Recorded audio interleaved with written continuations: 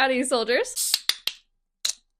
I'm not allowed to have more than one coffee per day now because the caffeine gives me heart palpitations, so fingers crossed this has enough sugar to keep me going tonight. Hello, my little book dragons. Now, I'm assuming most of you are used to seeing my face on, this long formatted 16:9 screen, from youtube.com/edu. But I know a lot of you found me because of TikTok, because I am very active, or at least I was very active on Booktok in the last coming years. And in those 5 years, not only have I apparently influenced some of you, but I myself have been influenced. Booktok gets a bad rap in the media because all we want to talk about is the gossip and the drama, and this author said this, and this book is problematic. But truly, Booktok has been such a wonderful place for not only my self-expression, but making friends and getting some sick-ass book recs. But since I've spent so many hours on this platform, I have really curated myself a little selection of other book bloggers that I trust, and an algorithm that at least most of the time understands that I want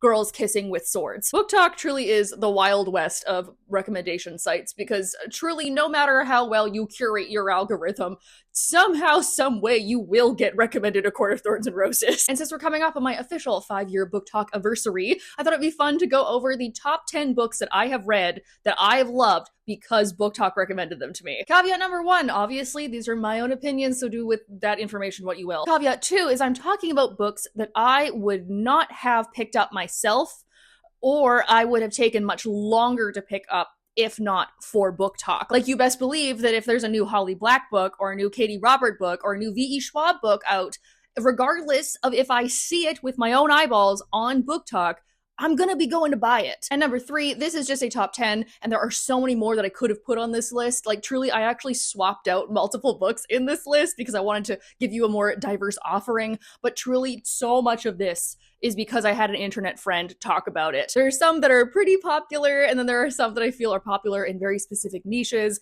but then there are a few that I feel are truly underrated reads. So without further ado, grab a drink, grab a snack, and buckle in, and let's go over my top 10 books that I have read because of Booktok. The first on this list is a book that I truly would never think to pick up if I had not seen, particularly Zoran, recommending this over and over and over again, and finally she said it enough times that my interest was piqued, and that is Shadow of the Gods by John Gwynne. This book looks like old man fantasy. Like, think of a Robert Jordan, think of a Jack White with a YTE. Like, this, to me, it says there will be women breasting boobily around and men wearing loincloths, but this just goes to show you should not judge a book by its cover, because this was amazing. A Norse-inspired fantasy novel where the gods of old are rising once again, along with the evils they thought were buried. And this follows 3 people as they are all involved in the rebirth of the gods. We first have Orca, who's a retired soldier whose child gets taken by this mysterious evil. Varg, an escaped slave who gets taken in by a warrior band and is realizing he has a dark power of his own. And Elvar, a young warrior woman who's trying to prove her mettle while escaping her past. These characters are so compelling, the action sequences are actioning, and his magic and his fantasy is so well integrated that it really does feel real. If you like bones, badass women, and boats, then this is the book for you. It is full of action and amazing lore and monsters, loyalty, betrayal, personal choices, and magic. This book really does have it all. It is incredibly grounded and beautifully written. This next book really did introduce me to a whole new subgenre that I didn't think I was going to like,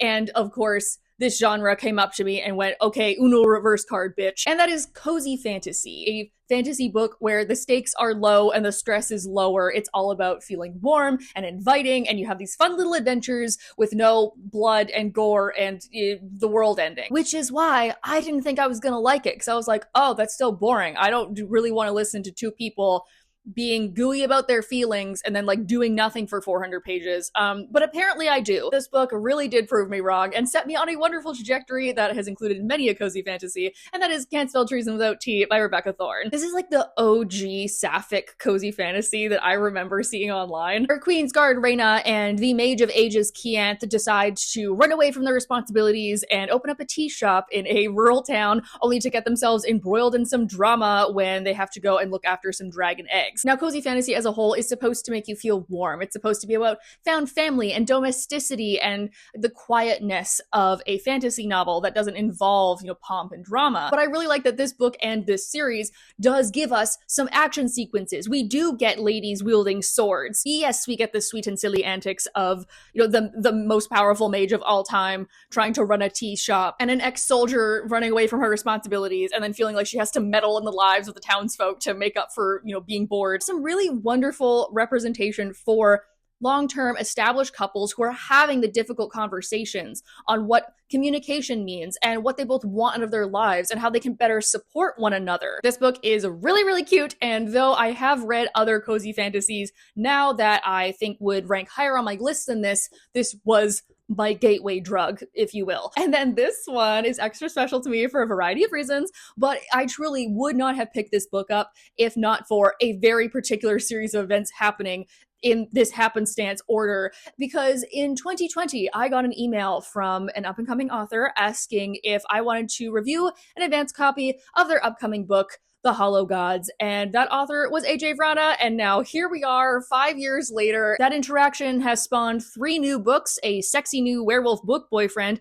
a girl who is literally the reincarnation of a raven spirit who can walk through dreams, a good friend, 2 trips to Toronto, 3 amazing PR packages, and some of my new favorite coffee that I've ever found. I'm gonna go get some. So this isn't sponsored or anything, but in the PR box that I got for Wild Blood, which we'll talk about in a second, AJ included these coffee packs. So this is the Cinnamon Spice Cup of Calamity blend by Fable Grounds Coffee, and this is so good. I actually bullied her into sending me like 6 more packs. I'm not bullied, okay? I paid for them. The Chaos Cycle duology is a Slavic folklore-inspired paranormal fantasy that centers Kai, who is sometimes a werewolf, and Mia, who is the reincarnation of the Dream Walker. And the 2 of them are coming into themselves as well as finding one another, as both of them become embroiled in the mystery of why some girls in the small town of Black Hollow are going missing. It's gritty, it's sexy, it's complicated. Starts off as kind of a fun, gritty paranormal romp, but then the more that we go, we are just digging layer after layer into the dreamscape, and it's like the wolves arrive, the ravens descend, and chaos reigns, as well as working together as a couple and like actually having conversations about what the other person wants and needs from them, along with dealing with issues like past trauma and codependency. So if you're looking for a new gritty, mysterious, sexy paranormal book by a Canadian author who I can vet is cool, I would highly recommend picking this up. Since the last book came into my life because somebody followed me online, I think it's only fair to talk about a book that I found because I followed someone else online. I found out about this book because I started following an editor online. Her name is Britt. She works for mostly Orbit, and she's edited a bunch of my favorite books. She had posted a TikTok about a book that she had worked on and saying that it deserved so much more attention than it got and that it was super underrated. And since I love gay space operas, I screenshotted it, and eventually, like 3-4 years later, I finally picked it up and I finally read it. And what do you know? This might be one of my favorite books about floaty fruits of all time, and that is August Kitco and the Mechas from Space by Alex White. Pacific Rim meets Evangelion meets the Symphony Orchestra. In the not-so-distant future, a giant army of robot vanguards is going across space and killing planets, and Earth thinks that it's next. But when one of these mech bots lands and creates this psychic bond with jazz pianist Gus, it turns out that some of these vanguards are actually rebelling against their robot god. So Gus and the world's hottest rock star, Ardent Violet, who was flirting with Gus just a couple of hours ago and accidentally got scooped up by another mech, the 2 of them join a small but growing army of traitorous mechas and their pilots as they hold the fate of humanity in their metal robot hands. It's about music and humanity and hope and joy. It's about the connections we make, not only in our interpersonal lives, but humanity as a whole. Yet again, the world building is so real because it really does feel like just 2 people at the end of the world trying to do their best, and they're making mistakes, and they're messy, and there's consequences that don't only affect them, they affect the planet, and yet they are the only people that can do it. And like that gravitas and that sense of duty. Gus is out here just being awkward and trying his best, and Arden is out here just being sparkly and a bit of an ass, but like in a fun way. Is there a better time to laugh than at the end of the known universe? Like, this book is so funny because really it's like, this is ridiculous. All of the characters point out how absolutely crazy that scenario is, and yet also are like trying to deal with it, and so it just makes everyone seem so human. Thank you very much. A disco space battle that is out of this world. I really hope that you guys pick this up because I would love to introduce you to Gus and Ardent and maybe also give you an existential crisis, right? Takes one to know one. Nextly is one that is very transformative in a variety of manners because I, by no means, am a horror novel enthusiast. I hate body horror, particularly when it comes to eyes, and I thankfully have no religious trauma, and yet for some reason, Hell Followed With Us by Andrew Joseph White scratches that right part of my brain that makes the rest of it go burr. This book is evangelical, it's horrific, and it's downright nasty. Hell Followed With Us is a queer YA dystopian post-apocalyptic novel where our main character Benji is a trans boy who escapes the cult that he grew up in, but not before they infect him with a disease that will turn him into a monster of biblical proportions. He eventually meets up with another group of queer teens who are trying to survive the apocalypse and fight off these monsters,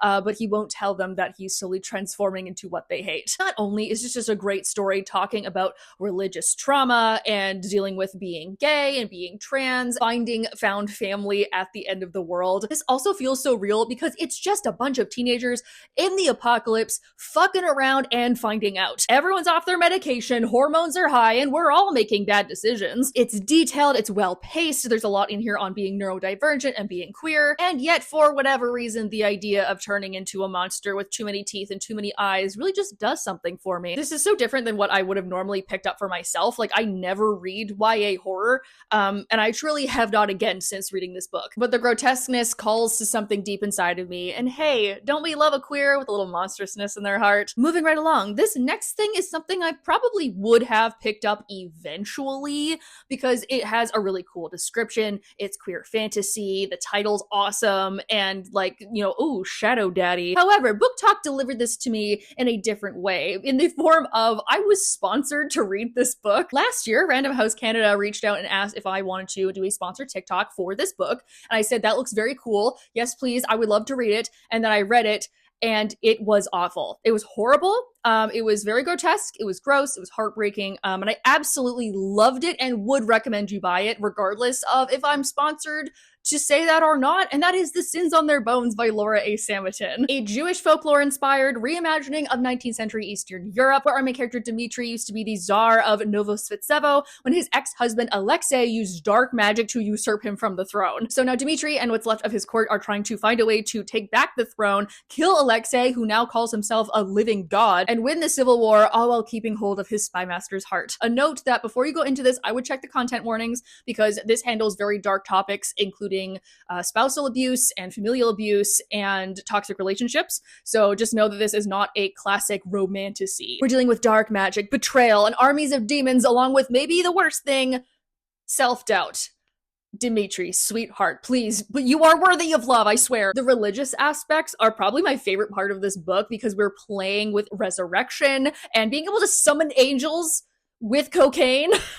Angels like cocaine. The way to summon angels in this book is you kill a guy, you take a bath, you light a candle, and you get wasted on hard drugs. The whole time you're reading this, you're playing 4D chess in your own head because you're dealing with the politics of this civil war and who to trust and having these moral and ethical dilemmas with yourself and thinking that maybe you are the villain after all. If you're a fan of Leigh Bardugo or Catherine Arden, then this is the next book that you have to pick up. But also note that at the end, there's this little bit of sprinkling of body horror in there just to send you off. So just know that it gets nasty. Just as your sins are written on your bones, so will you bear the name of God. Well, the sun's gone down now, so, you know, it's time to get a little moody, you and I. Actually, what's something that you would turn the lights down for, you know, to get a little sensual? Well, maybe it's gonna be a romance novel. It's a bit of a stretch, but full transparency, I have no better segue. I gotta give credit where credit is due. Booktok is the reason that I started reading romance novels. And another subgenre that Booktok was responsible for getting me into is Christmas rom-coms. This one holds a special place in my heart because it was the first Christmas romance that I ever read and was ever sent to me. So yet again, I probably wouldn't have picked this up off the shelf if I hadn't gotten it sent. So Avon Books and Harlequin sent me a copy of A Merry Little Meet Cute by Julie Murphy and Sierra Simone, and I love this book. B is a plus-size adult film star who books herself a role on this Hallmark-esque cheesy holiday rom-com, only to find out her co-lead Nolan is the star of a boy band that she used to love. So B is trying to keep her sex work on the DL around the movie staff in hopes that she won't get fired, and Nolan is trying to reform his once bad boy self into a serious actor. But their on-camera romance plotline is only strengthened behind the scenes as the two of them get into it, get it on, and fall in love. It's funny, it's wholesome, it's spicy as hell, it's breaking down prejudices around sex work, it's taking a look into the toxicity of the music and TV industry, it's challenging our ideas of beauty and happiness, and it's all doing it while giving us a reason for the season. Bea loves her job, she's super funny, and she's super sweet and accommodating to everyone. Accommodating to Nolan, if you know what I mean. And while I was worried that Nolan would be like a bad boy love interest, he's actually not. He's so sweet and so kind, and the two of them together are hot, hot, hot. Like a snowman would melt if it was in their vicinity type of hot. The whole book pokes fun at the Hallmark movie industry and Christmas as a whole, you know, the hyper-consumerism of it, and like, why are there candy cane print on everything available? Sierra and Julie are a dynamic writing duo, and I would highly recommend this even if you don't really like Christmas rom-coms, because it's just so silly and fun, but also hella spicy. This next book is a recommendation from a friend, and I probably would say this was like maybe 2021, I think, when I first got this, and I got this recommendation from Brie at Before Violets, which, like, hey Bessie, I know you watch these videos, thank you. Support your friends online, that's important. I saw them championing this book, and I was like, that sounds interesting. I guess I'll buy it. And I did, and it was so good, and now it's been picked up by a big publisher, and it's gonna get republished, and I'm so excited for that, but I also love being able to be like, I was one of the OGs that was there before it was published by a big five. Oh god. And that is The Magical, Beautiful, and Lyrical Modern Divination by Isabel Agajanian. Aurelia is a student who gets top marks by day and yet struggles to hide her burgeoning magic by night. When another young witch is killed and it looks like a power-hungry witch is out on the hunt, Aurelia and her academic rival Teddy escape to a seaside town where his family owns a cottage so that they can hide out, where they're trying to solve this mystery while also kind of falling in love. These two bicons absolutely have my heart. Aurelia is stubborn and bitter, and I love her because she's asking the right questions. I'm like, thank God, finally someone in fiction is. And Teddy, oh, Will Herondale, eat your freaking heart out. I love Teddy Ingram. He is awkward and gangly and sometimes turns into a crow monster, but like, oh my god, you know, he's pathetic, and I love a pathetic man. This story is told with such beautiful atmospheric writing. Like, this book is Earl Grey tea and raven's wings and rainstorms. I also love the writing style. Like, every sentence ends just a little differently than you were expecting. So it kind of like keeps you on your toes. It's all about reconnecting with yourself and not automatically assuming the worst in people. Even things like the responsibility of taking care of your family at a young age and alcohol dependence. It's so beautiful. It's so tension filled. Like, Brie really knows how to recommend a book. So I hope that I can take up that mantle and recommend this to you in turn. We're getting near the end. And so to celebrate that, I'm going to talk about this teeny tiny little novella that really packed a punch. This is a story by an author that I wasn't sure I was willing to give a second chance. I thought that I was kind of like done with that section of my life. You know, she can stay in 2012 where she's meant to be, kind of like those awful skinny jeans I used to wear and my neon orange lipstick. However, Booktok influenced me for the better this time to pick up some of her new work, and it's led me to find one of my favorite books of all time, and definitely my favorite novella, and that is What Among Crows by Veronica Roth. A Slavic folklore-inspired fantasy world, gritty urban fantasy about the dichotomy of good and evil, and our main character Demeter is part of a holy order of creatures that hunt other creatures, and in order to do that, he split his soul and put half of his soul in a sword, but a sword is not a regular sword, it's a sword of bone, and where does he get it? He pulls it out of his own spine! But as we meet him, he has denounced this order and is trying to live on his own, and in doing so is trying to hunt down a magical item. And in this search, he comes across Ayla, who is also hunting down this mystical flower, and Ayla is a nightmare, who is hoping this flower will stop the curse upon her family. The magic of this book is a world beneath our own. It's very American Gods, but like, not by someone who exploits women. I hope, please Veronica Roth, please, where the connection or the loss of magic is heavily connected with things like immigration and cultural ties. It's an unlikely cast of characters, particularly the romance, which was very sweet, and surprise, it's gay. But their friendship dynamic was unexpectedly so delightful. Demeter's going on this personal quest of redemption after all the guilt he feels for harming others, and Ayla is grappling with the magic and the curse that her family holds, being a creature of magic and yet also being burdened by it. And even though this is small, it's very well paced, and it has these like action sequences and then this like quiet moment of emotional intimacy. And because of this, I read some of Veronica's other works, and like, she is a queen of novellas, let me tell you. And the sequel to this comes out shortly, and oh my god, I want it so bad. She's come far in her writing journey, and I've come far in my reading journey, and I'm so glad that we're reconnecting here, and all because of Booktok. All right. My camera's almost out of battery, and so am I. Let's wrap this up. I have one final book to tell you about, and I've maybe saved the best for last. This book, I definitely would have picked up on my own at some point. However, I don't think that I would have done it as fast, and I certainly wouldn't have the relationship that I have with it if not for Booktok. Because one of the very first books that Booktok itself influenced me to buy was A Broken Blade by Melissa Blair. Oh, my bookshelf guardian's in the way, but there, you see the whole halfling saga. Because if you don't know, fae fantasy folklore is absolutely my shit. So I would have picked up this fantasy assassin novel with half-elves and kingdoms of political turmoil, but the reason that I first discovered this book was because Melissa came up on my For You page talking about how she was writing this book. And so I followed her way back then. And so like, I've seen this whole series come to fruition, and that's so exciting. This book is dedicated to Booktok creators and viewers alike. It wouldn't exist without you. Love, one of your own. Melissa is a fellow Canadian and also Indigenous, so this book deals with a lot of Indigenous issues like loss of community and history and colonialism in a fantasy setting. This is a new adult fae fantasy around Kira, who is a half-elf assassin for the king, and she gets tasked to assassinate somebody in fairyland. However, when she gets there, she starts realizing that, the kingdom of lies upon which she's been raised, and begins on a journey of taking down the king and reestablishing not only her people, her magic, but also who she is. This whole series is incredible. Kira is a character that grows in leaps and bounds. There's a whole addiction and recovery plot line, and she herself is so vulnerable. She goes through so much, like, good God.